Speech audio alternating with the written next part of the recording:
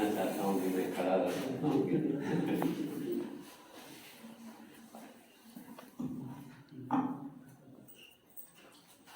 श्री रामचंद्र चरणों मनसा स्मरामि, श्री रामचंद्र चरणों वचसा गृणामि, श्री रामचंद्र चरणों शिरसा नमामि, श्री रामचंद्र चरणों शरणं प्रपद्ये। वासुनाथ विद्यापीठ वाराणसी के निदेशक और स्नेह से मेरे परम मित्र, अंतरंग मित्र और विद्वता से मेरे लिए आदरणीय ऐसे दीनानाथ भाई शर्मा जी, उनका नाम लेते ही और आज जब मैं उनके साथ बैठा हूँ और हम साथ में हैं तो पुरानी स्मृतियाँ बहुत सारी मेरे मानस में उभरती हैं, क्योंकि हम कैंपस में एक साथ रहते थे। यूनिवर्सिटी में मैं जब संस्कृत पढ़ाता था तो वो रो हाउस में रहते थे और हमारे कैंपस भी बहुत अच्छा पढ़ा था, तो वो भी स्मृतियाँ हैं। भाषा भवन में हमने कई साल साथ काम किए और भाषा भवन में क्या है कि बहुत सारे विषय चलते थे, मगर इनके साथ मेरी विशेष मित्रता रही है। मैं ये बात आपको बताता हूँ। मैं बहुत लालायित था जब मेरा यहाँ आना निश्चित हुआ। ये विद्वत परिषद जो अखिल भारतीय विद्वत परिषद ने जब कहा कि आपको आना है तो मुझे मालूम था कि वो आए हैं, तो उनके मिलने के लिए मैं बहुत आतुर था और वो जाना तो फिर हम मिले और फिर एकदम एकाएक ये सब हो गया, आयोजित हो गया। तो मेरे मित्र और आदरणीय दीनानाथ जी, हम बहुत अंतरंग मित्र हैं, बहुत सारी स्मृतियाँ हैं, हमारी भाषा भवन की बहुत सारी स्मृतियाँ हैं। और आज यहाँ ये लाला हरस राय व्याख्यान माला में आपने मुझे आमंत्रित किया है, तो that's a great honour to me. मेरा तो मैं ऐसा समझता हूँ कि मेरा एक सम्मान है, मैं बहुत सम्मानित हूँ और इससे भी और ज़्यादा अधिक तो दीनानाथ जी की पुस्तक प्राकृत व्याकरण की जो उन्होंने बहुत सालों बहुत वर्षों के अध्ययन से जो उन्होंने लिखी और आज प्रकाशित हो रही है, लोकार्पण जिसका हो रहा है, तो इसके लिए मैं आई फील मोर ऑनर्ड। मैंने उनको कहा कि मैं प्राकृत आदमी हूँ मगर प्राकृत व्याकरण का मुझे पता नहीं है। तो हमारे संस्कृत में एक बार ऐसा चला था कि जो साहित्य होता है, संस्कृत साहित्य नाटक वगैरह होता है, तो एक बार हमारे गुजरात में ऐसी एक प्रवृत्ति चली कि प्रकाशन में संस्कृत नाटक में जो प्राकृत छाया दी जाती है, संस्कृत छाया, मूल तो प्राकृत होता है, फिर उसका पात्रों की जो संस्कृत छाया दी जाती है तो प्राकृत निकाल देने की प्रवृत्ति शुरू हो गई थी। तो मैंने विरोध किया था और ऐसे दीनानाथ जी की भयंकर था, उन्होंने पहले कहा था कि ये बहुत गलत बात है कि प्राकृत हम निकाल देते हैं और केवल संस्कृत, क्योंकि मूल तो प्राकृत है। जो लिखा गया है, जिस कालिदास ने अगर लिखा है कि बकुलावली का किसी किसी के बारे में जिसके संवाद है, तो वो तो प्राकृत में लिखे हुए, तो उसको आप निकाल देंगे तो कैसे मूल नाटक रह जाएगा, कालिदास का लिखा हुआ नाटक कैसे रह जाएगा। तो हमने ऐसा किया था कि ये गलत बात है। तो ऐसा है, तो प्राकृत का बहुत अच्छा पुस्तक भी प्रकाशित हो रहा है, लोकार्पण हुआ। I feel very much greatly honoured. और यहाँ आज मेरा जो विषय है तो वाल्मीकि रामायण, और बाकी सब आप सुधी श्रोतागण हैं, आपसे मिलने का भी मुझे सौभाग्य प्राप्त हुआ। I feel very much honoured also to elated, मैं I feel elated to meet you all the people. ऐसी संस्था इंडोलॉजी में भी मैंने बहुत सारा काम किया। जितेंद्र भाई हमारे डायरेक्टर थे, जितेंद्र साहब, तो वहाँ भी मैंने काफ़ी 11 वर्ष काम किया वहाँ ऑनरेरी प्रोफेसर के रूप में। रिटायर होने के बाद वहाँ गया, तो ये ऐसे ही मुझे मानो कि एक समान संस्था में मैं आया हूँ, क्योंकि इंडोलॉजी का भी कैंपस बहुत अच्छा था। इधर भी मैंने देखा कि ये भी बहुत अच्छा कैंपस है, तो इसलिए मुझे बहुत आभारी हूँ, मैं अनुग्रहित हूँ कि आज मुझे यहाँ अवसर आपने यहाँ दिया। तो ये बात है, मेरा जो विषय है वाल्मीकि रामायण, मेरा एम्फेसिस वाल्मीकि रामायण में है। वाल्मीकि रामायण में चरित्र। तो साहब ने बहुत सही बताया कि हम तुलसीदास जी के बारे में, जो रामायण के बारे में जानते हैं। पहले तो हमारे सबकी ऐसी होती है प्रतिभाव कि वाल्मीकि रामायण में क्या सुनना है। वो तो हमें सबको मालूम है कि राम है, सीता है, लक्ष्मण है, सीता का अपहरण हुआ, रावण लगा, रावण का वध, वही स्टोरी, इसमें क्या नया है। ऐसा पहली हमारी प्रतिभा, हमारा प्रतिभा वैसा रहेगा। लेकिन जब, और इसका कारण ये भी है कि वाल्मीकि रामायण तो राम कथा है, वो तो अद्भुत कथा है, पूरे विश्व में प्रचलित है। हम सब लोग के हमारे लहू में वो राम कथा है, इसलिए इसके बारे में ऐसी संभावना हो सकती है। मगर फिर भी मैं कहूँगा कि वाल्मीकि रामायण, वाल्मीकि हमारे से कुछ दूर चले गए। वाल्मीकि को हम ऑलमोस्ट वी हैव फॉरगॉटन, क्योंकि वो संस्कृत में है। संस्कृत सब लोगों की बस की बात नहीं है। और दूसरा क्या कि एक दूसरे महान कवि जो आए, तुलसीदास जी आए, तो तुलसीदास ने राम कथा को जीवंत रखी। इतना ही नहीं, वो समय विधर्मियों का जो शासन चल रहा था, उसके समय उसके सामने टिकने की भी उसने हमें शक्ति दी, प्रजा को, समाज को। तुलसी, जिसके किसी ने कहा भी है कि भी ऐसा नहीं, इतिहास में हमें ऐसा नहीं पढ़ना चाहिए, पढ़ाना चाहिए कि अकबर के समय में तुलसीदास हो गए। ऐसा पढ़ाना चाहिए कि तुलसीदास के समय में अकबर हो गए। ऐसा करना चाहिए। तो इस तरह हमारे इतिहास में भी बहुत सारी विकृतियां ऐसी घुस गई है, तो उसको सबको भी निकालना चाहिए। तो तुलसीदास जी जैसे महाकवि आए, उन्होंने समाज में सब जगह राम कथा प्रचलित हो गई। मगर वाल्मीकि की जो राम कथा है वो बहुत सारी भिन्न है, एकदम अलग है। आप जब वाल्मीकि रामायण में प्रवेश करते हैं तो आपको एक नई दुनिया मिलती है, जिस दुनिया से अभी आप सब लोग, आप सब सुधी है, आप तो बहुत हाईली विद्वत लोग हैं, सब विद्वान लोग हैं, फिर भी आप देखना कि जो हमें अभी जो प्रचलित राम कथा है, रामायण है, उससे वाल्मीकि रामायण बहुत सारा भिन्न है। देखो ऐसे अभी बात हो रही थी तो मुझे तुरंत वो श्रवण भाई आए, मेरे पास श्रवण भाई आए, तो मैं बोला कि वाल्मीकि रामायण में श्रवण नहीं है। ऐसा तुरंत मेरा है। तो वाल्मीकि रामायण में क्या श्रवण नहीं है? नहीं, श्रवण है, श्रवण का नाम नहीं है। वाल्मीकि रामायण में श्रवण नाम बहुत अजीब बात है। ऐसी बहुत सारी अजीब बातें वाल्मीकि रामायण में, श्रवण नाम नहीं है। तो क्या है कि जब दशरथ राजा के बाण से वो जो, जिसको हम पीछे से श्रवण नाम दिया गया, जिसको वो जो मुनि कुमार था, मुनि कुमार विद्ध होके जब अंतिम श्वास ले रहा था, तो तब वो मुनि कुमार ऐसा बोलता है दशरथ को, दशरथ राजा को, कि आप मेरी चिंता मत करो, तो आप ऐसे अनुताप मत करो, क्योंकि मैं तो क्षत्रिय पिता और शूद्र माता से उत्पन्न हूँ। ऐसा वो स्पष्टता करता है।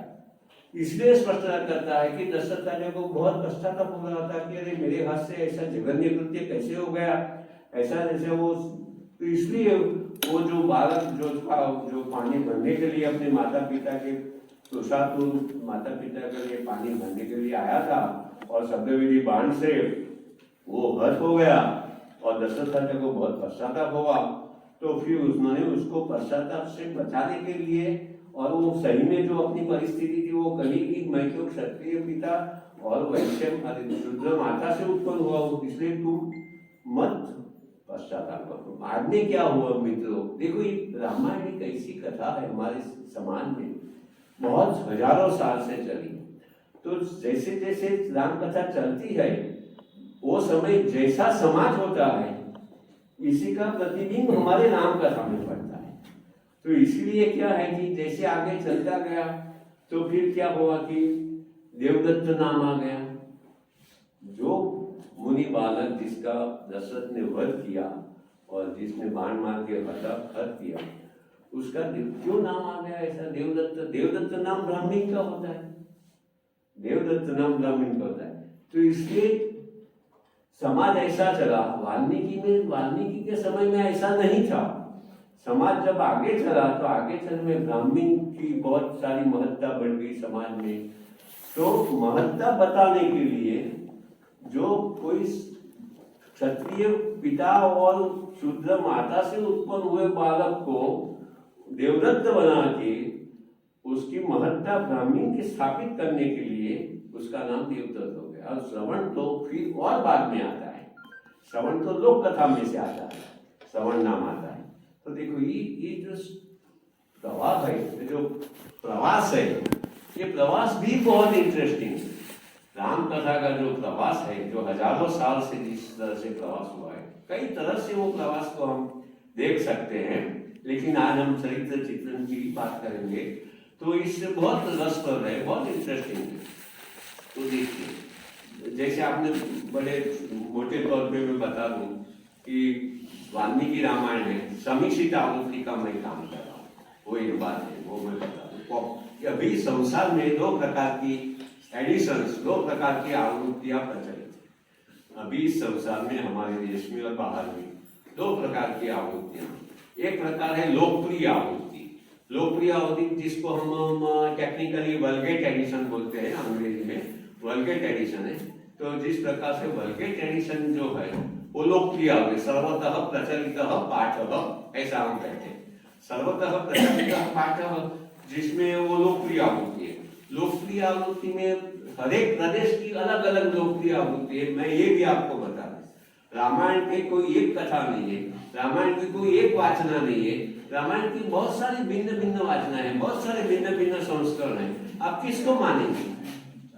आप किस नॉर्थ इंडिया, उत्तर भारत की जो संस्करण प्रचलित है, उससे बहुत सारा भिन्न संस्करण दक्षिण भारत का है, उससे बहुत सारा भिन्न संस्करण पश्चिम भारत का और पूर्व भारत का है। तो आप कौन रामायण, किस रामायण को मानेंगे? है किस रामायण को मानेंगे? तो इसीलिए जैसे महाभारत में बनारस, पुणे से, अभी पुणे बोलते हैं, तो पुणे से जैसे महाभारत की critical edition Bhandarkar oriental research institute ने तैयार की, इसी तरह गुजरात को यह सम्मान मिला कि गुजरात की एमएस यूनिवर्सिटी की एफिलिएटेड जो संस्था है, जैसे ईस्ट बनारस यूनिवर्सिटी एफिलिएटेड है ये संस्था, इसी तरह जो गुजरात की एमएस यूनिवर्सिटी की ओरिएंटल इंस्टीट्यूट करके एक संस्था बड़ौदा में है, प्राच्य विद्या मंदिर, उन्होंने सब विद्वानों की मंडली बनाई और विद्वानों की मंडली बनाने के बाद 2000 हस्तपत्र उन्होंने एकत्र की, 2000 पांडुलिपियां 2000 पांडुलिपियां उन्होंने एकत्र की और उसमें से उन्होंने समीक्षित आवृत्ति बनाई। 25 वर्ष लगे, महाभारत तैयार होने में 50 वर्ष लगे। ये रामायण की समीक्षित आवृत्ति होने में 25 वर्ष लगे। 25 वर्ष के बाद वो समीक्षित आवृत्ति तैयार हुई, वो गुजरात को गौरव मिला और उसका मैं मित्रों, मैं अभी मुझे तो सिर्फ 82 ईयर्स ही हुए, सिर्फ इतने ही हुए, मुझे तो 83 बहुत मुझे जानना है। many miles to go before I sleep, जैसा वो यम पर्सनल अमेरिकन कवि कहता है कि अभी तो मुझे बहुत आगे चलना है, बहुत आगे जाना है। many years before I sleep, many miles to go before I sleep। तो ये मैं कर रहा हूँ काम, तो जरा थोड़ी आपको आत्म प्रशंसा श्लाघा जैसा लगे तो क्षमा करना, क्योंकि बात प्रचलित नहीं है। इसलिए देखो, ऐसा मैंने जो समीक्षित आवृत्ति है जो बड़ौदा से प्रचलित हुई है, इसका मैं अनुवाद कर रहा हूँ। अनुवाद मैंने पूरा किया है, इसका 1 by 1 मैं प्रकाशित कर रहा हूँ। एक बार कांड है, ये अयोध्या कांड है, ये समीक्षित आवृत्ति के मुताबिक, समीक्षित आवृत्ति के अनुसार टेक्स्ट के साथ इसमें टेक्स्ट भी है, टेक्स्ट है, अनुवाद है और कॉम्प्रिहेंसिव इंट्रोडक्शन मैंने लिखा है। ये लास्ट में अरण्यकांड 2 महीने पहले प्रकाशित हुआ है, अरण्यकांड। उसमें जो चित्र है वो भी हमारे जो एक राजस्थान के एक विद्वान राजा हो गए, उन्होंने पूरे रामायण के लिए चित्रावली बनाई थी। उसमें से मैंने 2 चित्र तो उसमें से लिए हैं। ये दोनों चित्र वो राजस्थान के एक राजा का नाम मैं भूल रहा हूँ, तो उनका ये चित्र मैंने लिया है और दोनों में 17वीं 18वीं सदी का चित्र है। ये जो अरण्यकांड है तो इसमें क्या है कि ये वो जटायु है, तो जटायु को अग्नि संस्कार दान दे रहे हैं, फिर उसका वो कोई पुरोहित मिला है तो उसका पिंडदान दे रहे हैं। ये सब बातें रामायण में, अरण्य कांड में, वाल्मीकि रामायण में आती है, उसका ये चित्र है। देखो ऐसा भी भारत के लिए कहा जा सकता है कि भारत बहुत भिन्न भी है और कई सालों से, हजारों से एक भी है, उसमें कुछ ज्यादा परिवर्तन नहीं हुआ है। वैसे जैसे रामायण में भी पिंडदान था, रामायण में भी अग्नि संस्कार था, रामायण में सब ये सब प्रक्रिया वाल्मीकि रामायण में दिखाई गई है। राम आते भरत ने कहा कि दशरथ राजा अपने पिताजी का तो निधन हो गया है, तो उसके लिए सब क्रिया, उत्तर क्रिया उन्होंने की है, ऐसा अयोध्या कांड में आता है। तो ये बातें सभी सीतावंती की बात है। तो मैंने 4 कांड तो पूरे किए हैं, प्रकाशित किए हैं। किष्किंधा कांड अभी चल रहा है और बाकी के 2 कांड जो युद्ध कांड और उत्तरकांड का अनुवाद तो मैंने पूरा कर दिया है, लेकिन ये प्रकाशित होने में बहुत समय लगता है क्योंकि ये बहुत संकुल प्रक्रिया है। कई बार मुझे प्रूफ देखने पड़ते हैं।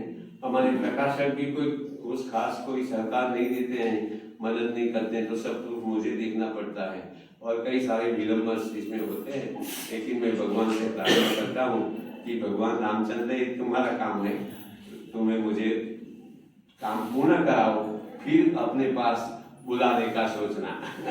अभी नहीं सोचना। मुझे कार्य जो आपका लिया है, तुम्हारा ही काम है, रामचंद्र का काम है, यही मैं कर रहा हूँ। तो ये बात है समीक सीतावृत्ति की है। तो समीक सीतावृत्ति माने, जैसे मैंने कहा, आपको मोटे तौर पे कह दूं कि देखो कि तो कोई भी किसी को भी पूछे कि भी राम ने सीता का त्याग क्यों किया, तो हम बोलेंगे कि धोबी के ऐसे जैसे तैसे वचन थे, इसलिए राम ने सीता का त्याग किया। धोबी की बात कोई वाल्मीकि रामायण में नहीं है। ये सबसे देखो कितना बड़ी बात है। धोबी की बात वाल्मीकि रामायण में बिल्कुल नहीं। अच्छा जी, लक्ष्मण रेखा की बात, हम लक्ष्मण रेखा तो पूरे भारत में एक शब्द प्रयोग है, भाषा प्रयोग हो गया है कि भाई लक्ष्मण रेखा का उल्लंघन मत करो। पॉलिटिक्स में भी सब लोग ऐसे एक दूसरे को बोलते हैं कि तुम लक्ष्मण रेखा का उल्लंघन कर रहे हो, तुम ये कर रहे हो। वाल्मीकि रामायण में लक्ष्मण रेखा का प्रसंग नहीं है। तो ऐसी, और ये तो ठीक है, ये थोड़े स्थूल बातें हैं, लेकिन जिस तरह से जो चरित्र चित्रण हुआ है, जिस सीता को आज हम जानते हैं, वो सीता आपको वाल्मीकि रामायण में कुछ अलग ही मिलेगी। वो सीता बहुत तेजस्वी है, बहुत ओजस्वी है। जैसे अपने हमारे समाज में अभी हमारे मानस में सीता कैसी है, तो दीनहीन है, हमेशा रोती रहती है, पति भक्ति तो करती है, वो भी सीता है, लेकिन हमेशा दिन रोती रहती है, अरे मेरा क्या होगा। ऐसी सीता वाल्मीकि रामायण में नहीं है। वाल्मीकि रामायण में सीता ऐसी है कि जो राम को भी उपदेश दे सकती है, राम को भी कह सकती है, करे राम आप ये क्या कर रहे हो, आप गलत कर रहे हो। ऐसी सीता की हम कल्पना नहीं कर सकते। उनका वाल्मीकि रामायण में राम सीता का जो दाम्पत्य जीवन है, ऐसा दाम्पत्य जीवन अगर हमारे भारत में चला होता तो हमारी ये दुर्दशा न होती। ये देश की जो दुर्दशा है, जो वाल्मीकि ने जो हमारे सामने जो दाम्पत्य जीवन का आदर्श रखा, जिसमें पत्नी अपने पति को भी कह सकती है। अभी अगर आज कोई पत्नी को कहने जाए तो बैठ तू क्या जाने, रसोड़े में जा तू। ऐसा कई पतियों की मानसिकता ऐसी है। तो ऐसी स्थिति में हम न होते। जैसा वाल्मीकि रामायण में सीता कहती है, मैं वो बात निकली तो प्रश्न कह भी दूं कि जब अयोध्या चित्रकूट पे रहते थे, तो चित्रकूट पे राम सीता को लक्ष्मण को लगा करिए तो बहुत यहाँ डिस्टर्बेंस हो रहा है, जो भी आता है अयोध्या से तो हमें मिलने आ जाता है कि चलो आए हैं तो राम को मिल के जाए। तो ऋषि मुनियों को भी बाधा पड़ती थी, विक्षेप पड़ता था, और वो तो इसलिए उन्होंने छोड़ दिया, चित्रकूट छोड़ दिया, तो एक ऋषि मिले, वो ऋषि के बाद ऋषि मिले तो ऋषि को मिलने के समय उन्होंने उसके पहले सब मुनिया का झुंड आया, ऋषि मुनियों का, और हमको कहा कि अरे दानव राक्षस हमें बहुत हैरान कर रहे हैं, हमारा यज्ञ पूरी तरह से हम संपन्न नहीं कर पा रहे हैं, तो आप हमें बचाओ, हमारा रक्षण करो।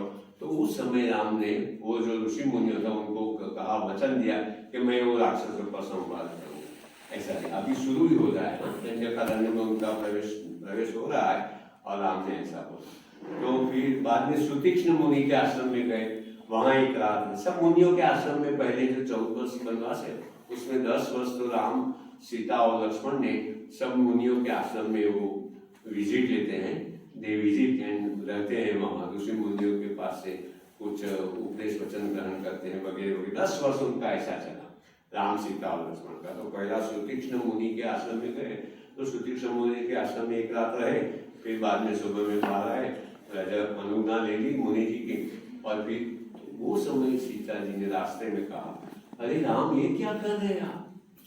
तो वो सीता ने फिर कहा, सीता ने क्या कहा कि सीता ने कहा कि राम, पुरुष जो होता है वो अपने जीवन में तीन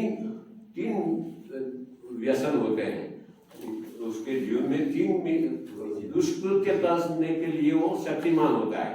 3 प्रकार के दुष्कर्म कर सकता है मनुष्य। क्या क्या? सीता गिनाती है। सीता गिनाती के पहला तो मिथ्या वचन, झूठ बोलना। तो हे राम, आपके लिए संभवित नहीं है, you are not capable of telling any lie, आप कभी झूठ नहीं बोल सकते, क्योंकि पहले ही राम ने कहा है, पहले अयोध्या कांड में, रामो द्विर न विभाषते, राम एक बार बोल के फिर नहीं जाता है, वो अपने वचन पे टिका हुआ रहते हैं, इसलिए वो बोलते हैं रामो द्विर न विभाषते। अद्भुत शब्द है, संस्कृत के जो शब्द है, वाल्मीकि रामायण की संस्कृत भाषा है, संस्कृत किया जिस तरह से आई है संस्कृत भाषा वाल्मीकि रामायण में, वो भी एक बहुत बड़ा सौंदर्य का जो प्रदेश है, उससे हम वंचित रह जाते हैं, क्योंकि हमारी संस्कृत भाषा पे हमारी ये नहीं, वाल्मीकि रामायण हम मूल में नहीं पढ़ सकते इसलिए। तो बोलते हैं कि मिथ्या वचन, तो मिथ्या वचन तो आप कभी कर, फिर परदाराभिगमनम, दूसरा दुष्कृत्य एक पुरुष कर सकता है, वो परदार, बाकी दूसरी स्त्री के साथ संबंध रखना। तो सीता कहते हैं कि मैं कहता हूं कि आप कभी ये भी दुष्कृत्य, दुष्कर्म नहीं कर सकते, लेकिन तीसरा आप करने जा रहे हैं, ऐसा सीता कह सकती है। हम कल्पना नहीं कर सकते कि सीता ऐसा, कौन सा तीसरा? तो कि बिना वैरम च रौद्रता, कोई कारण बिना क्रूरता बताने के लिए जा रहे हैं, कोई कारण नहीं है। अभी तक राक्षस आपको मिले, राक्षस के साथ आपका कोई ऐसा पाला पड़ा नहीं है, और आपने मुनियों को वचन दे दिया कि मैं सब राक्षसों का संहार करूंगा, तो एक आपकी अतिशयता है। बिना वैरम च रौद्रता, बिना वैर, बिना कारण आप क्रूरता दिखाने जा रहे हैं, ऐसा सीता कह सकती। और सीता फिर भी कहती है, देखो सीता संस्कृत को जो फिर सीता कहती है कि मैं सीता को देखी स्नेहाच्य, फिर बाद में जो पूरा अपना वो भाषण उपदेश का जो सीता देती है राम को, फिर अंत में ये वाक्य आता है, स्नेहाच्य बहुमानाच्य, स्नेहाच्य मैं स्नेह से, बहुमानाच्य स्मारयामि न तो शिक्षामि, आपको मैं याद दिला रही, आपको मैं स्मरण दिला रही। ऐसा नहीं है कि मैं आपको नई बात सिखा रही हूँ। स्नेहाच्य बहुमानाच्य स्मारयामि न तो शिक्षामि, क्या शब्द है सीता। तो राम भी ऐसे है, राम कोई कम नहीं है। राम कहते हैं कि नहीं, न अप्रियो अनुशिष्यते, जो कोई अप्रिय होता है उसको कभी शिखामण नहीं दी जाती, उपदेश नहीं दिया जाता। आपने जो कहा, सीता ने जो कहा, वो आपके उच्च कुल के अनुरूप है, आपने बराबर योग्य रूप से मुझे कहा। और इस तरह से राम भी ऐसा बात करते हैं कि न अप्रियो अनुशिष्यते, जो अप्रिय होता है, जो अपना नहीं होता है, उसको कभी उपदेश नहीं दिया जाता है, जो अपना होता है उसको ही उपदेश दिया जाता है। ये राम के वचन है। और उसमें सीता, तो सीता का ऐसा पात्र है जो हम बाद में वो पात्र हम भूल गए। ऐसी सी बाद में बहुत सारे प्रसंग है, उसका मैं जाऊंगा नहीं क्योंकि समय नहीं है हमारे पास। तो अच्छा, राम का देखिए, राम के बारे में हम तो जानते हैं, उसके बारे में कुछ ज्यादा उनकी गौरव गाथा गाने का कोई ये नहीं है, उसमें कोई विशिष्टता नहीं है। लेकिन राम कैसे हैं देखिए, वाल्मीकि रामायण में। तो राम, सीता, लक्ष्मण वन गमन के लिए तैयार हो गए, रथ में बैठ गए हैं, रथ में सुमंत्र जी भी आ गए हैं, और दशरथ राजा और सब जो है, पूरी अयोध्या व्यथित है, करुण कल्पांत कर रही है पूरी अयोध्या। और दशरथ राजा का तो बिल्कुल हालत गंभीर है।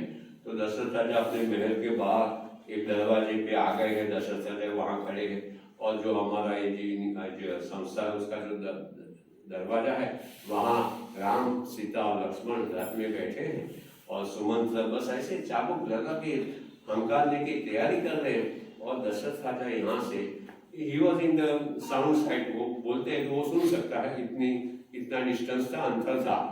तो दशरथ राजा ने बोला तिष्ठ तिष्ठ, सुमंत को बोलते कि अरे भाई खड़े रहो खड़े रहो। सुमंत दशरथ राजा एकदम व्यथित है, तो आप सब जानते हैं। तो वो समय देखिए, ये राम का जो चित्र है, ये राम का जो चरित्र है, ये राम का जो चरित्र लक्षण है, ये देखिए राम सुमंत को क्या कहते हैं, या ही जाने दो आगे, जाने दो आगे, मत खड़े रहो। पिताजी कहते हैं जो सुमंत के बॉस है, ऐसे अभी जो है उसका तो युवराज पद पे अभी अभिषेक हुआ भी नहीं है, और होता फिर भी दशरथ तो राजा थे, तो राजा के तो वो कर्मचारी था सुमंत, तो उसको तो राजा की आज्ञा का पालन करना होता है। फिर भी राम कहते हैं सुमंत को या ही जाने दो, जाने दो। तो राम समझते हैं कि मैं ऐसा करता हूं तो सुमंत के लिए बहुत मुश्किल में पड़ जाते हैं।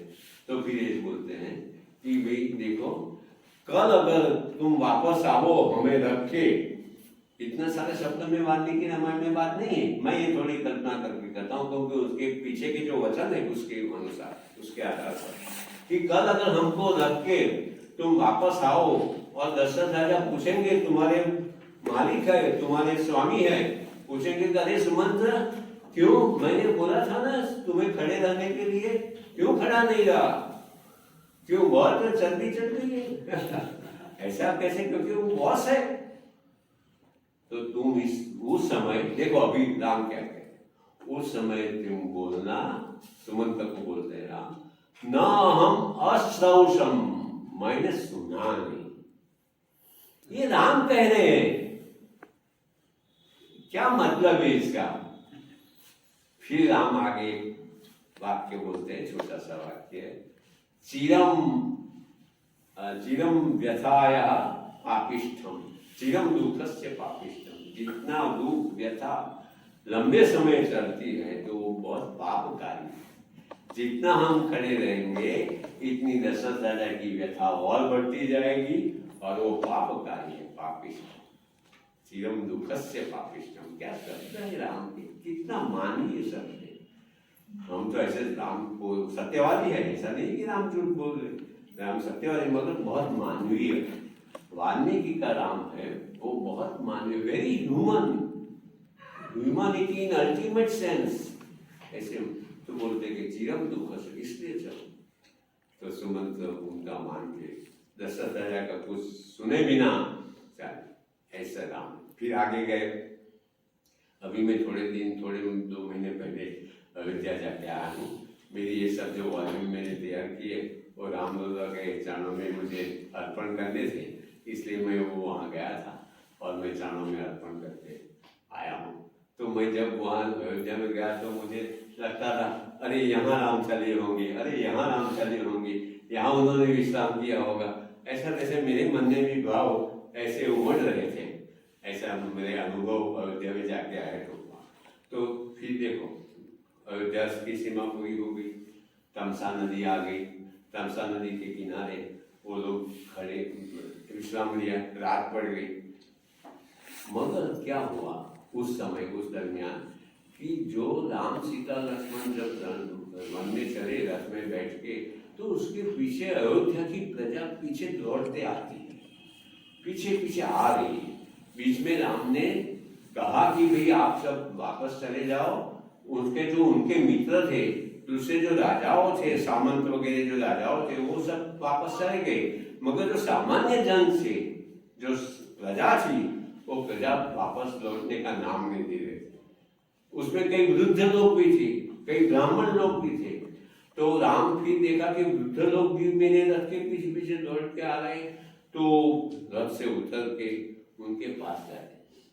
देखो ये राम का चरित्र है, रथ में से उतर के उनके पास जाते हैं, फिर समझाते हैं कि अरे राम, अरे आप सब वापस जाइए, तो वो ब्राह्मण लोग थे, वो कहते कि हम तो आपके साथ यज्ञ करेंगे, आपके साथ ही चले जाएंगे, हम छत्र वगैरह लेके आए हैं, श्वेत छत्र लेके आए हैं, आपको आपके सिर पर धरेंगे और हम यज्ञ करेंगे, 14 बरस हम आपके साथ ही बिताएंगे। वो वापस जाने का नाम नहीं लेते। ऐसा बीच में हो तो तमसा नदी के किनारे वो रहे। तो फिर क्या हुआ कि रात हो गई, सब लोग सो गए, वो जो प्रजाजन थे वो भी साथ में सो गए। फिर मध्य रात्रि में राम उठे।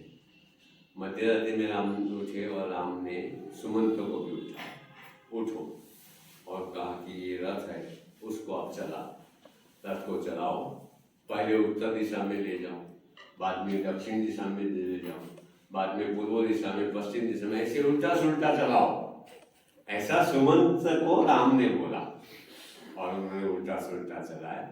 वो सब प्रजाजन मध्य रात्रि में सब गाढ़ नींद में है, सोते रहे और राम सीता लक्ष्मण रथ में बैठ के चले गए।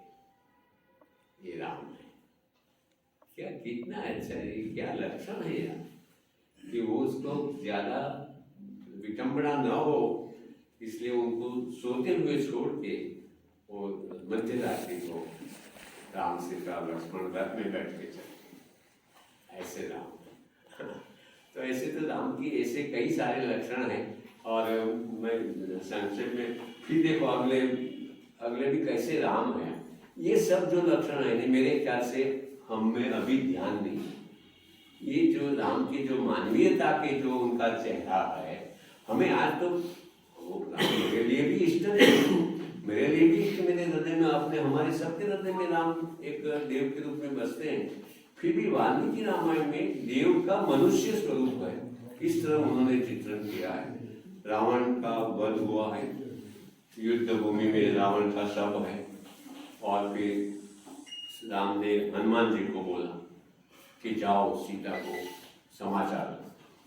दूसरे और किसको बोलते? हनुमान जी हमेशा उनके साथ है, तो जाओ समाचार। राम क्या कहते हैं? राम ऐसा नहीं कहते हैं कि जाओ सीता को ले आओ। ये बहुत कॉम्प्लेक्स कैरेक्टर है राम का। राम का जो चरित्र, मनुष्य ही कॉम्प्लेक्स हो सकता है। मनुष्य जो होते हैं वो ही कॉम्प्लेक्स होते हैं। उनके मन में बहुत सारी भावनाओं होती है, विरुद्ध भावनाओं भी हो सकती है, क्योंकि मनुष्य है after all, he is a man, he is subject to so many contradictory emotions. विरुद्ध, परस्पर विरुद्ध भावों का भी वो शिकार बन सकता है मनुष्य। ऐसा राम है, ऐसे राम है। तो उन्होंने ऐसा नहीं कहा कि जाओ सीता को ले आओ, नहीं तो दूसरा कोई तो ऐसे, क्योंकि कितना बहुत महीनों की बरस से वैसे सीता इतनी आपत्ति में से गुजरी है और कितना वियोग हो गया उनके दोनों के बीच में, कितना वियोगावस्था बनी है। फिर भी राम हनुमान जी को कहते कि जाओ सीता को समाचार दो। और वो भी उनके जो मूल शब्द है ना, संस्कृत में तो कई सारे छूट जाते हैं मुझसे, मूल शब्द क्या बोलते हैं राम कि सीता को ऐसा समाचार देना, ऐसी खबर देना। क्या खबर देना? कि देखो मैंने मतलब राम ने, मैंने सुग्रीव और दूसरे वानरों की सहायता से, विभीषण के मार्गदर्शन के दर्शन से, लक्ष्मण के पौरुष से मैंने रावण का हनन किया है। ऐसा नहीं कहता है कि मैंने मारा। ये राम है, ये संस्कृति है, ये संस्कारिता है, ये अभिजात्य है ना। जो आज तो हम दूसरे का किया वो हम कह देते कि मैंने किया। ऐसी समाज है हमारे संस्कृति। और हमारी संस्कृति से आप देखिए कैसी संस्कृति है। पहले क्या था कि हम किताब लिखते थे और दूसरों के नाम पे चढ़ा देते थे। अभी दूसरा लिखता है, हम चढ़ा देते हमारे नाम। ऐसी संस्कृति आ गई है। कैसी संस्कृति चलती है, देखो कितना विनिपात हुआ है। देखो कोई भी संस्कृत रामायण में बोलता हूँ आपको, कोई भी संस्कृत, इतने सब एक से एक चढ़े हुए हैं। वाल्मीकि रामायण तो सबसे ऊपर है, उसमें कोई शंका नहीं है। लेकिन बाद में भी जो रामायण आए संस्कृत में, बाद में जो रामायण है, आनंद रामायण आया, अद्भुत रामायण आया, योग वासिष्ठ रामायण आया, सबके कर्ता वाल्मीकि है, किसी और व्यक्ति का नाम ही नहीं।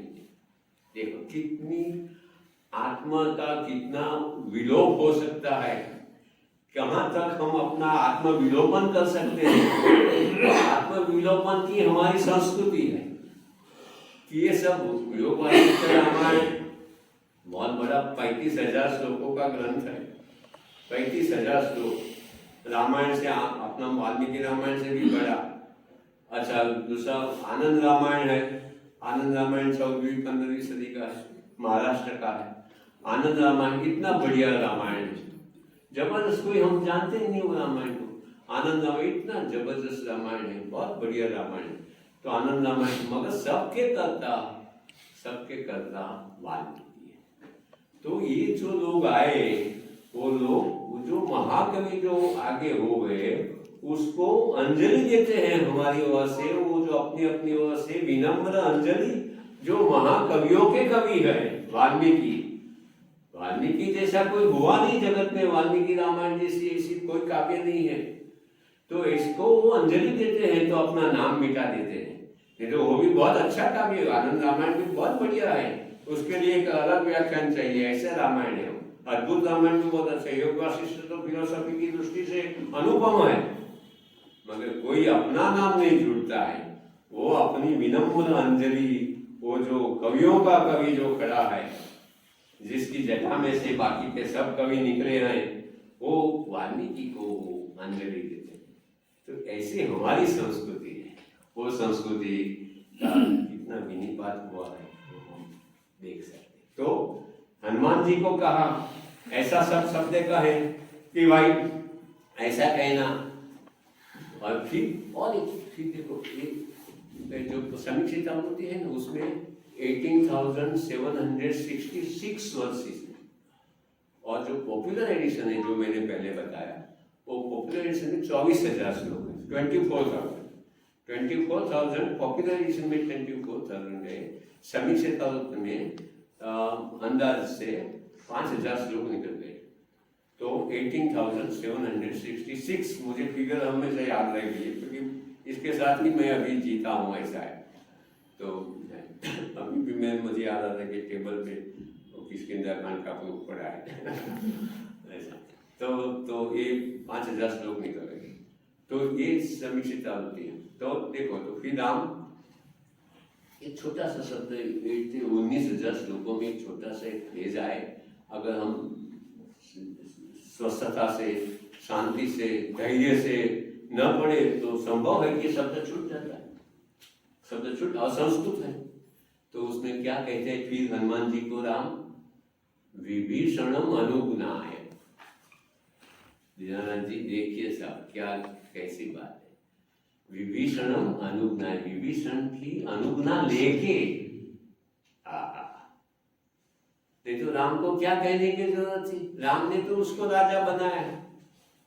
राम ने थोड़े दिन पहले जब रावण जीवित था, तब थोड़े 1-2 दिन के पहले ही विभीषण का राज्याभिषेक राम ने किया है। रावण जीवंत था और उसने उनको राजा बनाया, और राजा बन सका क्योंकि राम ने रावण का हनन किया है।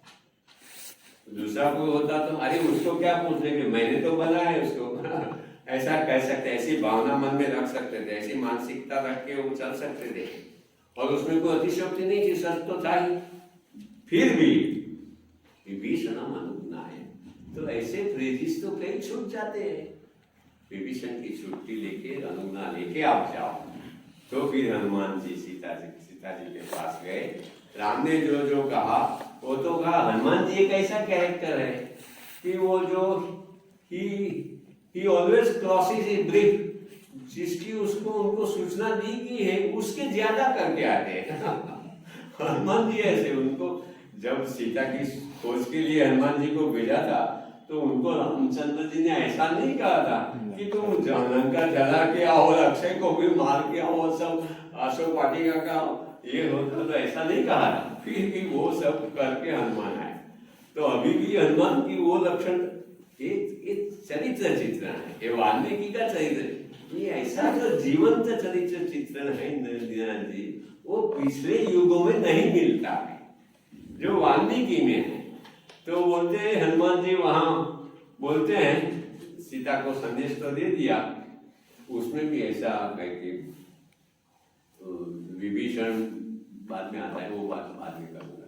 तो सीता जी को हनुमान जी को पहले आ गए हैं ना, पहले एक बार तो आ गए हैं तो सीता के सुर में, तो आ गए तो बोलते कि जो राक्षसियां हैं वो वहां बैठी, तो राक्षसियां को मैं मार दूं ऐसा हनुमान कह रहे कि वो आपको बहुत सताती थी, मैंने देखा है। वो पहले सुंदरकांड में आए थे, हनुमान जी आए थे, वृक्ष के ऊपर खड़े सीध लपे हुए थे, और फिर रावण का संवाद हुआ था, राक्षसियों की उनको डराती थी, धमकाती थी, त्रास देती थी। तो बोलते कि सब राक्षसियों को मैं मार दूं, ऐसा हनुमान जी को राम ने बोला नहीं है ऐसा कुछ करने का। तब सीता क्या कहती, देखो ये सीता, ये सब ये किस लिए ऐसा है कि कभी हमें ज्ञात नहीं होता है, और ऐसे कारणों से भी ऐसी कृति एक महान बन जाती है, दुनिया में सबसे महान कृति बन जाती है, महानतम कृतियों में से एक बन जाती है। ऐसा किसी को अतिशयोक्ति लगे तो हम ऐसा कह सकते हैं कि महानतम कृतियों में से एक, ऐसा कह सकते हैं। तो ऐसी कृति बन जाती है, इसके पीछे ऐसे कारण है जो हमें कभी लक्ष्य में आता है, कभी नहीं लक्ष्य में आता है। तो वो सीता जी को पूछा, तो सीता जी कहती है कि तो सीता जी की समझ कैसी, जीवन के प्रति उनकी कैसी ऊंडी गहरी समझ है। तो बोलती है, सीता जी बोलती है, करे भाई हनुमान जी, वो तो ये तो अपनी स्वामी की आज्ञा का पालन कर रही, अब रावण तो मृत हो गया है, अनंत हो गया है, अब तो हमें नहीं सताएगी, अब हमें क्या, ऐसा सीता कहती है। और फिर सीता ने आख्यायिका कही बात। सीता ही एक ऐसी पात्र है, देखो मैं गारंटी के साथ, आप सब बहुत विद्वान लोग सामने बैठे हैं, आप भी बहुत विद्वान हैं, मैं गारंटी के साथ, मैं अभी जो आख्यायिका सुनाता हूँ वो आपने कभी सुनी नहीं होगी। अगर सुनी हो तो मुझे बता दें, और सुनी हो तो मैं ऐसा कह सकता हूँ कि शायद मैंने ही कही होगी पहले मेरे से ही सुनी होगी शायद, मैं ऐसा गुजरात में तो कहता फिरता हूँ तो जो सीता ने एक आख्यायिका है, सीता ही एक सी पात्र है पूरे रामायण में जो आख्यायिका करती है। मैं आगे आख्यायिका करती है, वो मैं कहने का चुक गया, वो समय नहीं है इसलिए मैं छोड़ दिया। तो क्या देखो, एक जंगल था, वो आख्यायिका कर दिया, सीता हनुमान जी को आख्यायिका, एक जंगल में एक शिकारी, वो शिकारी के पीछे एक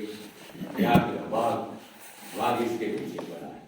तो शिकारी घबरा गया है, अपनी जीव प्राण बचाने के लिए वो एक वृक्ष आया, उसके ऊपर चढ़ गया, शिकारी चढ़ गया, तो ऊपर चढ़ गया, नीचे बाघ उसकी प्रतीक्षा करके बैठा कि कभी तो नीचे आएगा, कभी तो पड़ेगा, गिरेगा तो मैं उसको खाऊंगा।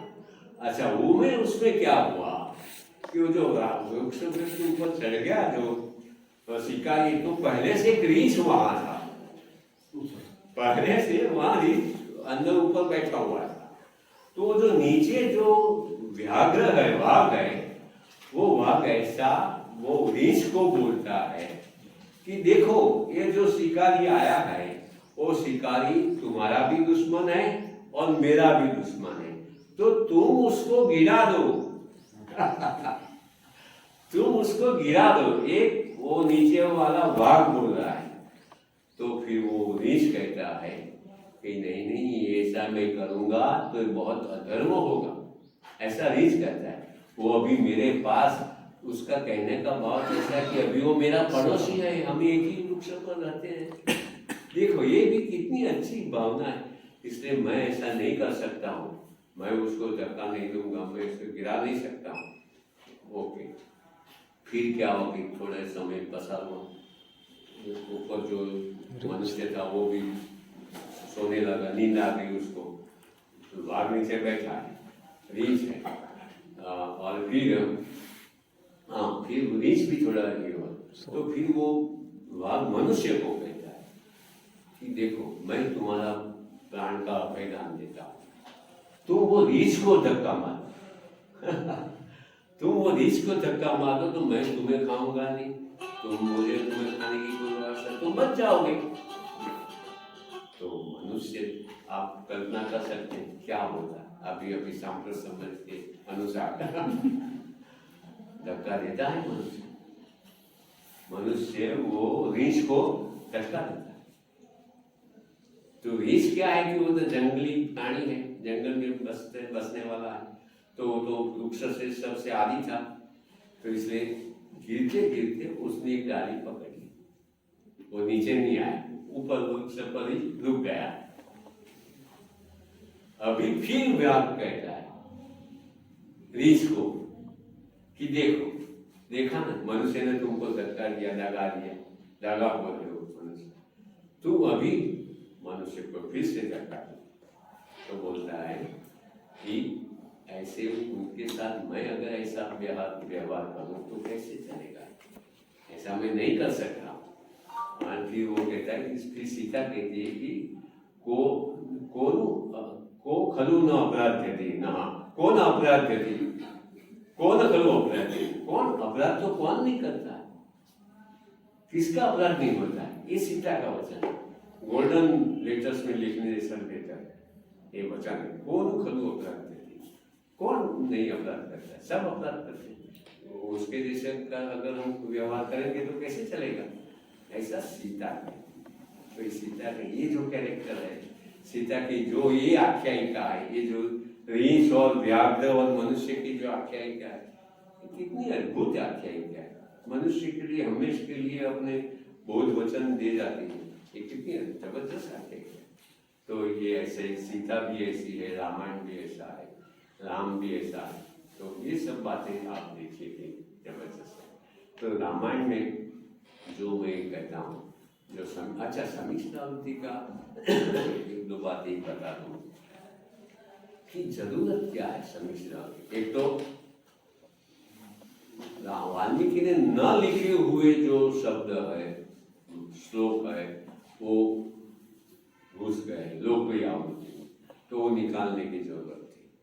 फिर क्या है, कभी कभी क्या होता है कि अनिष्ट जो अनिच्छित ऐसे अंश भी जो वाल्मीकि ने न लिखे हो, ऐसे अनिष्ट अनिच्छित चीजें भी वाल्मीकि रामायण में हमारी जो अभी पॉपुलर एडिशन है उसमें घुस आए। ऐसा एक उदाहरण मैं आपको कि जब समीक्षितावृत्ति नहीं आई थी, समीक्षितावृत्ति 1975 में आई, 1975 में वो पब्लिश हुई। After 25 years labor that this critical edition was published by oriental institute Vadodara. तो वहाँ क्या था, मैंने आपको कहा कि हर एक जगह की संस्करण अलग है, हर एक संस्करण के पाठ अलग है। तो एक संस्करण में ऐसा था और पिलर में चलता कि यथा चौदह यथा बुद्ध, ऐसा एक पाठ आता है पॉपुलर एडिशन में। 14 यथा बुद्ध, बुद्ध के जैसा वो चोर था, मतलब कि बुद्ध भी चोर था। तो क्या है कि ये तो बुद्ध को हम चोर ठहराए, तो जो हमारे समाज में अभी भी वाल्मीकि के समय में नहीं होगा, मगर बाद में क्या हुआ कि जो भी दुष्कर्म दुष्कृत्य कुछ भी हुए, अनर्थ हुए, तो ब्राह्मणों के सिर पे डाल दिया गया। ये ब्राह्मणों ने अंदर गुस्सा किया है, तो ब्राह्मण बुद्ध को चोर करते। तो ये पाठ जो है वो समीक्षितावृत्ति जब आई तो उसमें से ये पाठ निकल गया।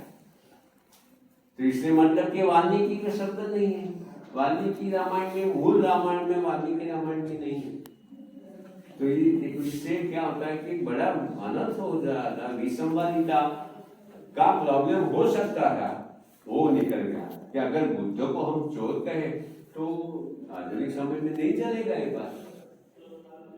अगर किसी ने भी कहा वो बात नहीं चलेगी। मगर सद्भाग्य से अच्छे fortunately this was not the part of the original Valmiki नाम, वाल्मीकि की कलम से नहीं आया। तो मुझे भी थोड़ा राहत हुई थी, आई फेल्ट रिलीव्ड कि हाँ चलो एक कृत्य तो हमारे से वो से गया। नहीं, लेकिन वो तो संभव भी नहीं था ना। हाँ, संभव भी नहीं। महात्मा बुद्ध तो 563 वर्ष ईसापुर में हुए थे, और ये तो 800 वर्ष 1000 वर्ष ईसापुर हुआ था। आप वो सही कहते हैं। इसलिए क्या हुआ, जो मैं कहता हूँ कि जिस तरह समाज चलता है, ये तो हजारों वर्ष की राम कथा है। जैसे आगे चलते तो वो समय में समाज में जो दूषण होंगे, वो सब दूषण वाल्मीकि रामायण में घुसते हैं।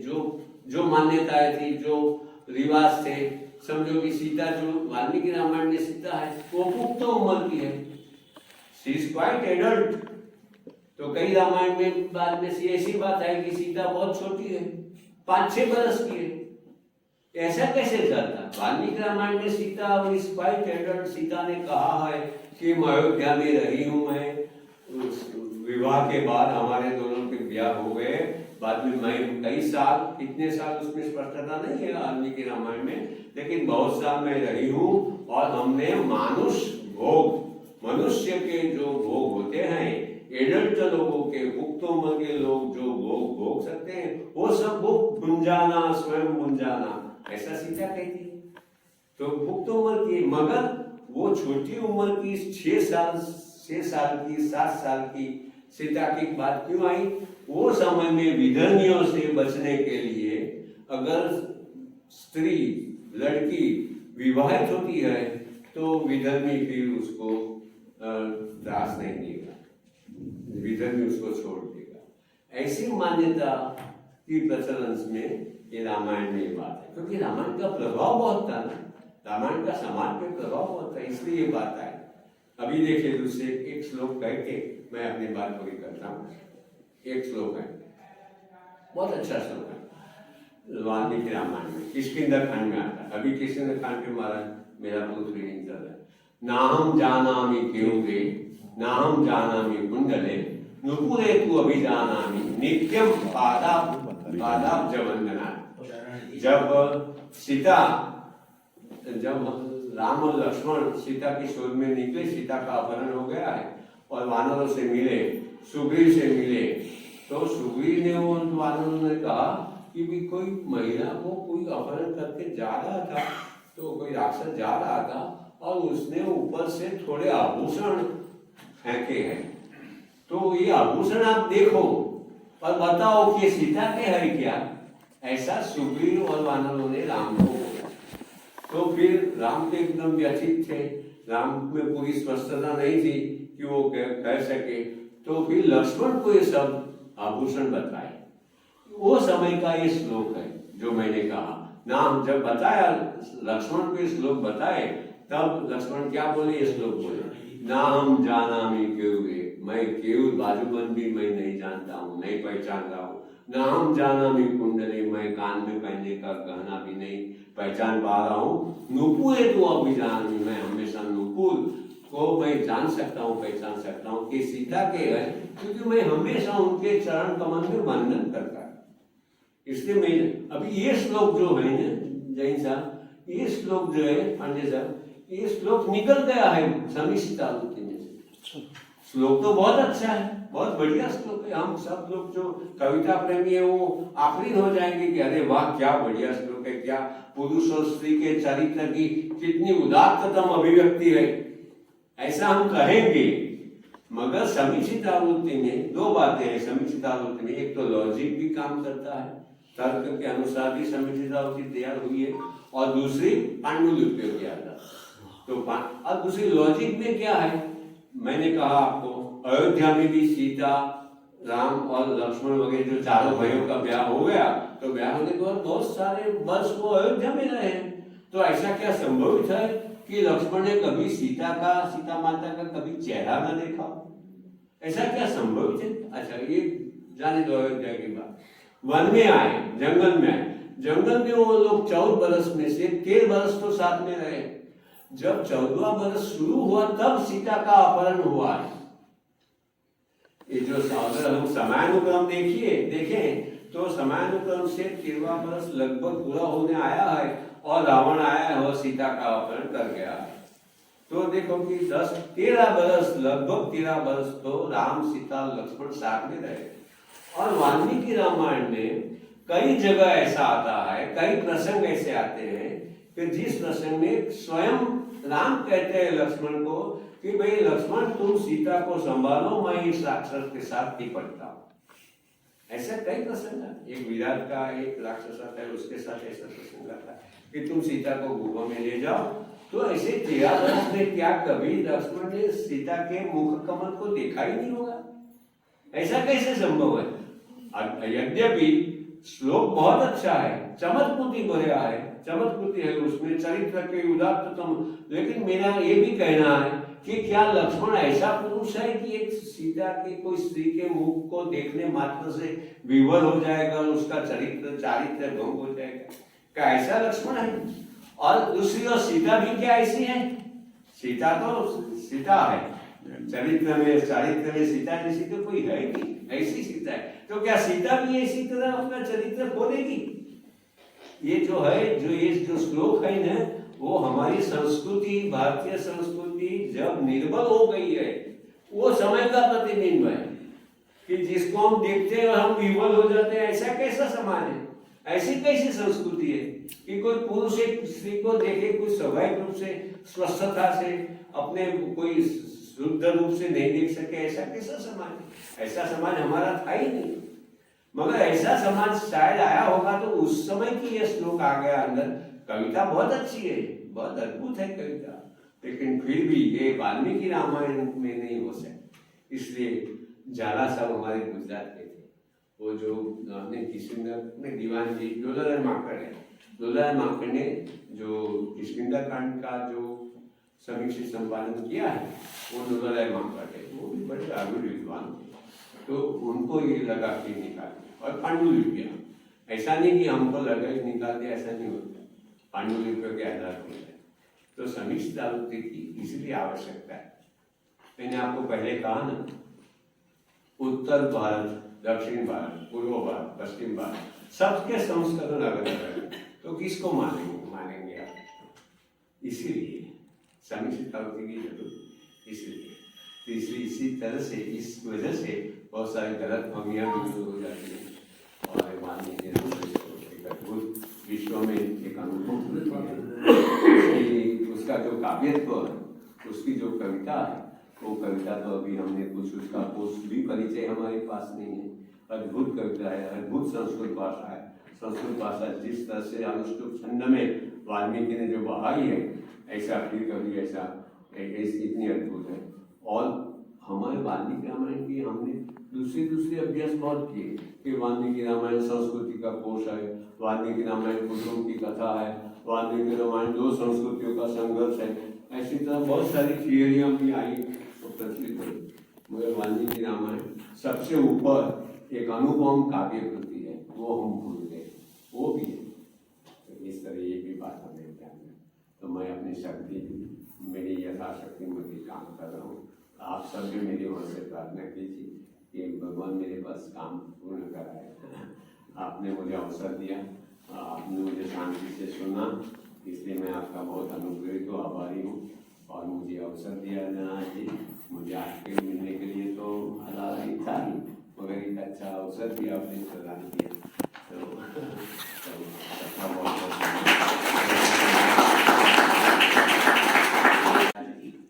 आपने तो वाल्मीकि रामायण पूरी तरह हृदयंगम किया हुआ है, और जैसा कि आपने बताया, पहली बात है कि जैसे कुछ उसमें प्रक्षिप्त हैं श्लोक, और कुछ निकाले गए हैं। हाँ, निकाल गए।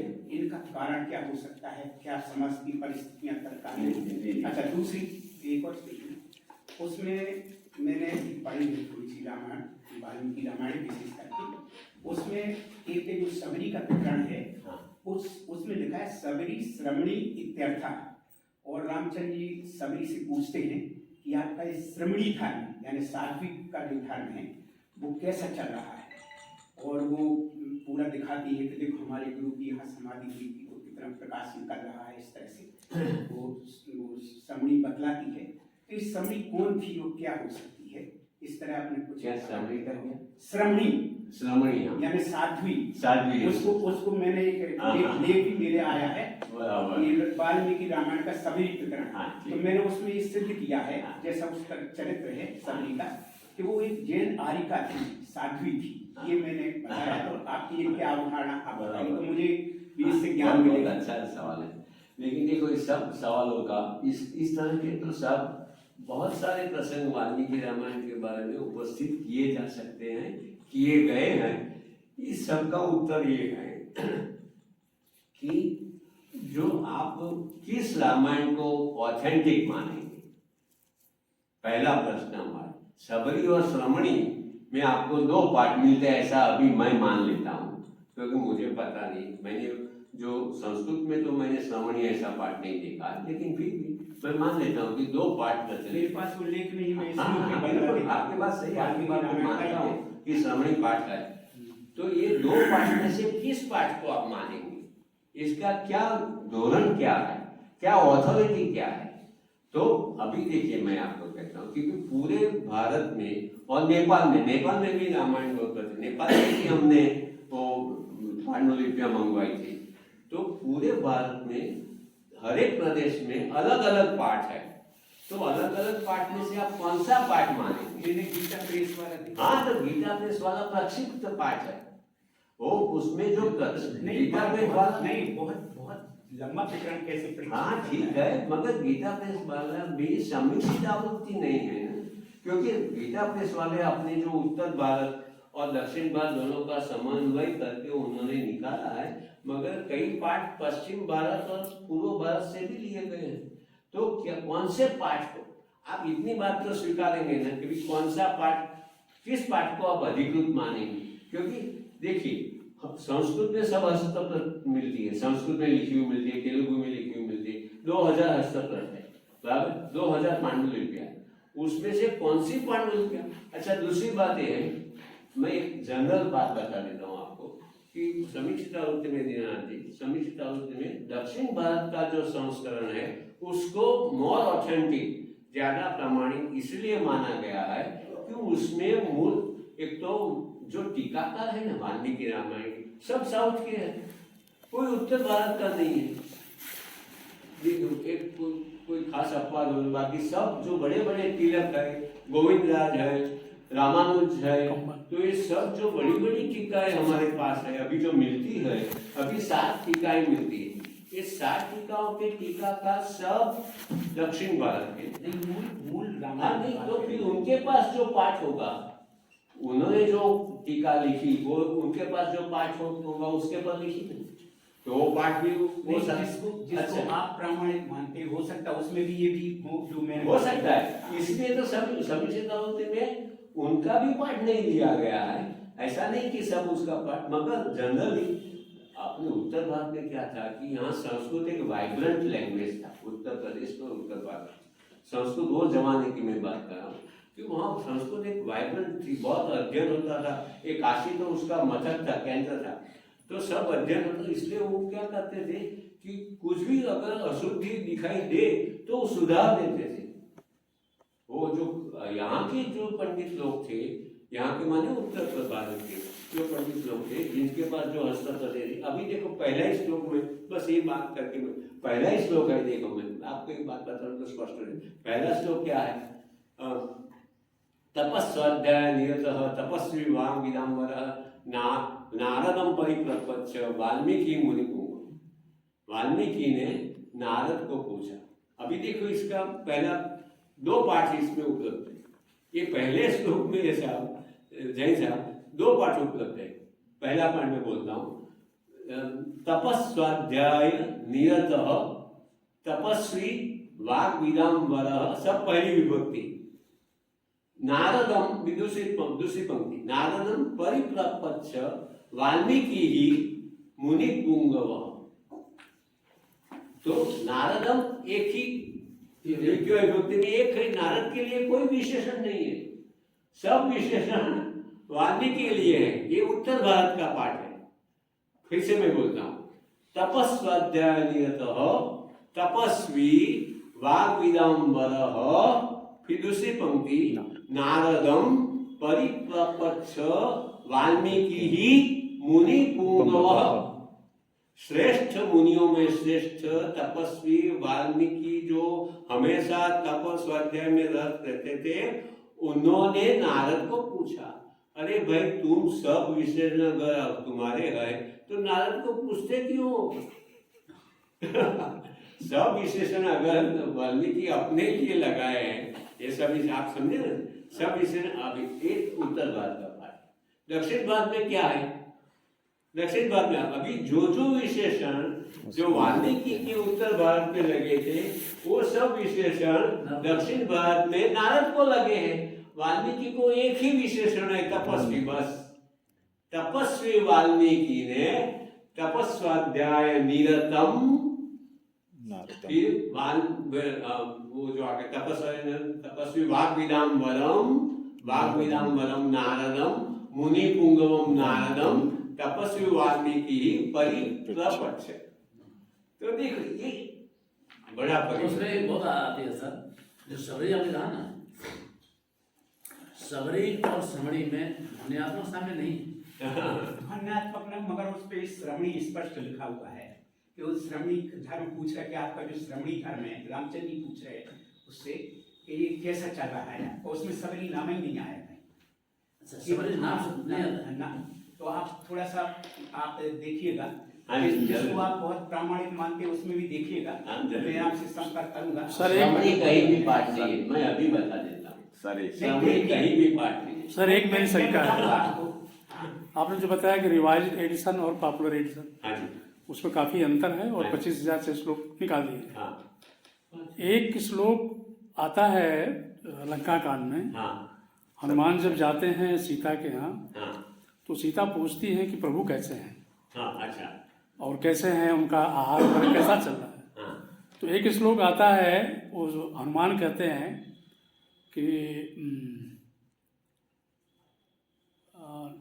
क्या है, वो मांस नौ मांसम भुक्ते राघो, योग कहते हैं ना, हाँ, मांस नहीं नौ खाते। मांसम भुक्ते राघो न च मधुसेवती वन्यम वीतम फलम भक्त भक्तादि पंचकम। हाँ 5 तरह के फल खाते हैं, हाँ, मांस खाना छोड़ दिया हाँ, है, हाँ। ये मदिरा लेना छोड़ दिया है। हाँ हाँ, तो ये प्रक्षिप्त में है, प्रक्षिप्त का अंश क्रिटिकल में है ये। ये है क्रिटिकल में। हाँ, आपको क्या आपत्ति है? बल्कि मांस मांस क्या राघव मांस खाते क्या थे? है कि खाते ही नहीं थे। नहीं मतलब ये राम है वो सीता के वियोग में तो नहीं खाते। अगर देखिए एक ये श्लोक में अगर आप जैसे कहें, साफ कह सकते हैं कि मांस भी नहीं खाते, मतलब कि पहले खाते थे, हाँ, ऐसा अर्थ निकल सकता है। मगर टोटली जब एक श्लोक के आधार पर राम मांस खाते थे कि नहीं, ये बात का निर्णय नहीं हो सकता है। इसका अर्थ क्या है आप? इसका तो मांस नहीं खाते थे, बिल्कुल आपने सही बताया। नहीं, ये कह रहे त्याग छोड़ इसका अर्थ नहीं, मांस खाते ही नहीं, पहले भी कभी खाया नहीं है। हाँ। देखो वाल्मीकि रामायण में कहीं जगह मांस का उल्लेख आता है, मगर कहीं भी मैं आपको बताऊं समीक्षित रूप में, मैं तो सत्य का ये करता हूँ। राम खुद कहते हैं कि सत्यम वग्रे, मैं सत्य की पसंदगी करता हूँ, राम कहते हैं अयोध्या कांड में। तो सत्य में है कि जो दूसरे जो श्लोक बाद में पहले भी आते हैं, उसमें भी कहा गया है कि तुम वनवासी जीवन है, मांस नहीं खाना है, मांस खाना ही नहीं। कभी कहीं भी वो राम को वाल्मीकि ने मांस खाते बताया नहीं है, समीक्षित आवृत्ति के अनुसार। अभी देखो मैं आपको सीता हरण का प्रसंग था, सीता हरण का, तो सीता वो लक्ष्मण को जबरन भेजती है, लक्ष्मण को जाओ तुम राम मुसीबत में विपत्ति में तुम जाओ राम को बचाओ। अच्छा वो रावण ने तो सीता का अपहरण कर दिया। फिर वाल्मीकि में ऐसा लिखा है कि बाद में वापस आते समय 2-3 हरणों को भी उन्होंने मारा, ऐसा अंदर श्लोक आता है अयोध्या कांड में आता है। ये मैं बताता हूँ, रावण और जो अपहरण का प्रसंग है अरण्य कांड में आता है। तो इसका मतलब क्या है ऐसा, मगर आपको मैं बता दूं तो टेक इट फ्रॉम मी कि कहीं भी राम को मांस खाते हुए बताया नहीं गया है। ठीक है, हनुमान तो यही कह रहे हैं ना, हाँ। कि आपके वियोग में राम ने मांस खाना छोड़ दिया है, मदिरा पीना छोड़ दिया। ऐसा नहीं कहा है उसने। आप जो श्लोक पूरा फिर से बोलिए, उसमें ऐसा न च मांसम भुंक्ते राघवो न च मधु सेवती। छोड़ दिया नहीं है, छोड़ दिया थोड़ा ना, छोड़ दिया नहीं आता है। इसमें नहीं आया, लेकिन इसके प्रसंग में है, प्रसंग में है। सर एक प्रश्न है सर, मैं ये जानना चाहता हूँ खाते भी होंगे तो इसमें कोई दोष तो नहीं। किसी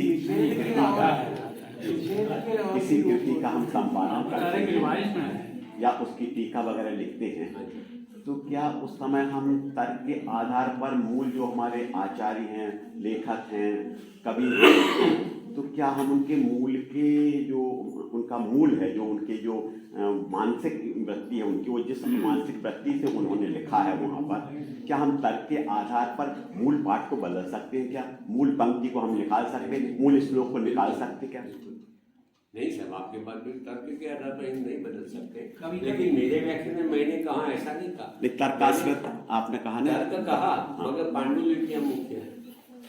पांडुलिपियां मुख्य और बड़ा प्रश्न रामायण के बारे में इसलिए विकट होता है कि पूरे देश की हस्तपत्रों में अलग अलग पाठ है। उसका क्या करोगे आप? किसको आधारभूत मानोगे?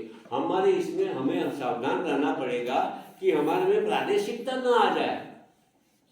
नहीं तो प्रादेशिकता आ सकती है कि हमारे उत्तर भारत का एक संस्करण है तो इसे मान्य रखो, इसलिए प्रादेशिकता न आ जाए। और इसलिए दक्षिण भारत का संस्करण विद्वानों ने मान्य रखा है, बहुत करके, बाय एंड लार्ज। सब उन्होंने पाठ नहीं लिया है, लेकिन उसके पीछे बहुत बड़े कारण हैं। ये बड़े बड़े टीकाकारों ने कई जगह ये प्रक्षिप्त है ऐसा चर्चा की है। नहीं सर, ये तो बहुत जगह चर्चा सर ये तो उस संदर्भ में है कि 25,000 प्रतियां आपके पास है पांडुलिपियां, और आपने 25,000 पांडुलिपियों को देखा है, लेकिन जिनकी एक या दो प्रति हैं, हमारे सूर्य भारत में मिल रही है, विश्व में मिल रही है, उनका हम संपादन करेंगे तो क्या तर्क के आधार पर हम उसको कह सकते हैं कि हम उसका मूल पाठ चेंज कर सकते हैं? हम टिप्पण में देंगे, वो ऐसा कहीं नहीं, हम टिप्पण में दे सकते हैं, लेकिन मूल पाठ को हम श्लोक ही अलग कर रहे हैं। तर्क can be an additional argument, वो विशेष आर्ग्यूमेंट हो सकता है तर्क के आधार पर। देखो अयोध्या कांड है, अयोध्या कांड के बारे में मैं यहाँ जानता हूँ, पीएल वैद्य साहब, आप बैठना सर, आप बैठ जाएं, आप महाराष्ट्र के थे, सर बैठ जाएं आप। कि पूरे अयोध्या कांड में 3,000 श्लोक है अयोध्या कांड, समीक्षित आवृत्ति। तो जो वो आवृत्ति है लोकप्रिय, उसमें तो और ज्यादा है, 35,000 या 4,000 श्लोक है। वो बोले कि हमने कहीं भी, पीएल वैद्य महाराष्ट्र के थे, हमने कहीं भी ऐसा अभी ऐसे तरह के बाकी कोई सुधार नहीं किया है। और उसमें उन्होंने वो जो कमेटी थी विद्वानों की, उन्होंने एक सिद्धांत बनाया दीनानाथ जी कि नेवर एमेंड, नेवर एमेंड, स्थितस्य गति ही चिंता, भाई उसकी बात करो। तो इसलिए हमारे वहाँ गुजरात में एक बड़ा स्कॉलर हो गया, वो सब जगह परिवर्तन कर देते थे, तो सब विद्वानों की जो समाज था उन्होंने उसको वर्ज्य ठहराया। केशव दो ऐसा करते थे कि अपने से ठीक लगे वो पाठ लगा देते थे, ऐसा नहीं करता है, आपने ठीक लगे वो कैसे कर सकते? सर लिपिकार की जो अशुद्धि है उसको तो शुद्ध किया जा सकता है। हाँ जी, लिपिकार कोई है और उसके कोई अशुद्धि है और हम समझ रहे हैं कि ये गड़बड़, वहाँ तो किया जा सकता है। दूसरे प्रमाणों से हम प्रमाणित कर सकते हैं ना, व्याकरणगत शुद्धियां ठीक की जा सकती हैं, लेकिन जो तर्क इत्यादि है कभी कभी ऐसा भी होता है, अलग टीका में लिखा है, हमारे अनुकूल होता है तो उसको तो हम लोग ऐसा नहीं है, और प्रतिकूल होता है ऐसा नहीं, क्यों हो उसको अनुकूल क्यों हो मान लेते हैं। नहीं, कैसे अनुकूल हमें तटस्थ होना पड़ता है ना। सर मैं एक निवेदन, यहाँ एक कृति है, जब मैं शोध कर रहा था तो उसको मैंने देखा तो एक सज्जन ने, बड़े अच्छे विद्वान थे, बहुत अच्छे विद्वान, और मैं उनका खंडन नहीं कर सकता था उस समय जब मैं रिसर्च कर रहा था। तो उन्होंने क्या किया, उस कृति को जैन कृति सिद्ध किया।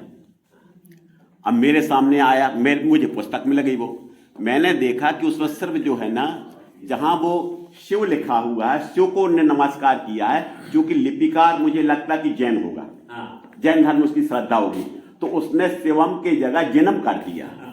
और पूरी पुस्तक में शुरू से लेकर के अंत तक जो है ना, कोई और जैनत्व को इसमें लक्षण मुझे नहीं दिखे, तो मुझे फिर खंडन करना पड़ा। यदि मैंने वो लेख 12 साल बाद लिखा, क्योंकि बहुत बड़े विद्वान थे, उनके विरोध में कुछ लिखना मतलब उसमें बड़ा मुश्किल था, तो मैंने 12 साल बाद वो लिखा, वो उन्हीं की उस पत्रिका में जिसमें उन्होंने छपवा, उसी में मैंने निकलवाया। तो ये लिपिकार की कुछ अपनी श्रद्धा हो सकती है, हाँ, कुछ अपनी कहना कमजोरी हो सकती है, मान्यता भी हो सकती है, वो जो ऐसे भरोसा देते हैं। बहुत धन्यवाद सर, बहुत इतने कम समय में